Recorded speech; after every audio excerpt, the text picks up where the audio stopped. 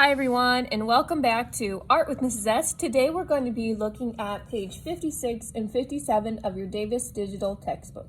And you're going to need something to at least draw on and draw with today. I'll be using crayon, and then I'm also going to be using watercolor paints, but if you don't have those, that's fine. Or if you can't find anything to draw with today, you can draw directly onto Padlet. So think about placement. Artists design these papers. What lines and shapes repeat? Notice the spaces between them. So right away on page 56, I'm seeing those big, bright stars, and there's itty-bitty colorful stars. And then to the right of that, there's a red paper now with swirls and little stars. So there's quite the variety, and then you can notice that the placement on these is kind of random. So on the next page, 57, we're going to design wrapping paper. We're going to create beautiful wrapping paper using simple lines and shapes. So I'm going to show you some of those. You don't have to use all of what I'm drawing today. You could also draw with pencil, or if you want to draw with marker, but I'm just going to be using crayon. So if you would like to practice first, it looks like they're drawing some of those lines that we practiced last week, the vertical, the horizontal, diagonal, and then you start seeing some other variations of those. So some it kind of looks like an X or a plus sign. This one does look like an X, those two diagonals. Several lines beside each other running parallel really make a difference. Or you could do the same, but this time diagonal.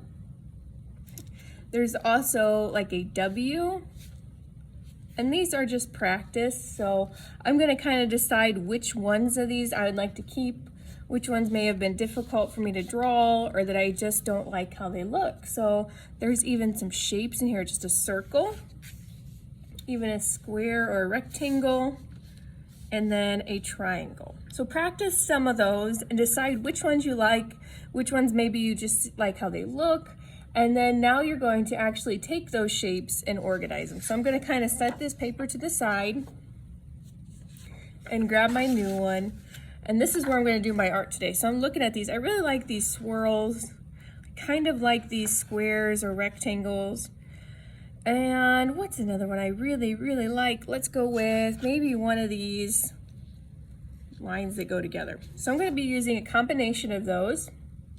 And I might even change my color of my crayon a few times. So I'm going to use this one, and this one, but you might decide that you like this one, and that's it. So you decide which shapes and which lines you're going to use. If you want to try the stars, you could. They're a little tricky though.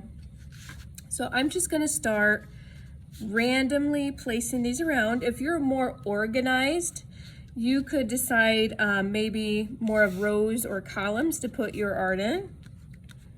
That was more of our art last week, where we had those kind of rectangles we were organizing them in. I'm pressing really, really hard on these so you can see them. And then that way, since I'm watercoloring mine too, those colors or those shapes or those lines are going to show up really nice. So I'm kind of staggering these so that not everything is right next to each other. I don't have anything overlapping, but you could have some things overlapping or going off the page. Get a nice variety. And if you remember, the last one that I picked were kind of those three diagonal lines going side by side. I might have those be red. So I'll just kind of add those in randomly, giving other shapes or lines space. It already kind of looks like a party. Now it looks like maybe some confetti. There you go. It's getting pretty full for my design. So I could leave this like this. I could leave my colors just like this on the white paper. You can use a different color paper. If you want to even go beyond that, you could actually add in a little more color. Watercolor is really, really good for this, especially if you use crayon, because I can cover this big, big area of paper in a very short amount of time. I'm just going to use one color so that it's not too crazy. Again, you don't have to paint if you don't have paint or don't have time for it, or if you don't have help from an adult today. just use what you have. These could look really nice with marker on construction paper. You could do this in a notebook or use construction paper.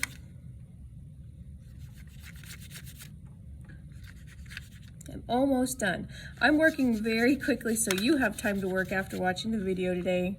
But take your time, don't scribble, scrabble. Make your artwork look as nice as you possibly can. Just getting those little bitty white spots that I have left. And then of course, when you're all done with your design, don't forget to take a picture and post to Padlet with your first, last name, and costume teacher. Thanks for joining me today. I can't wait to see all of your awesome designs.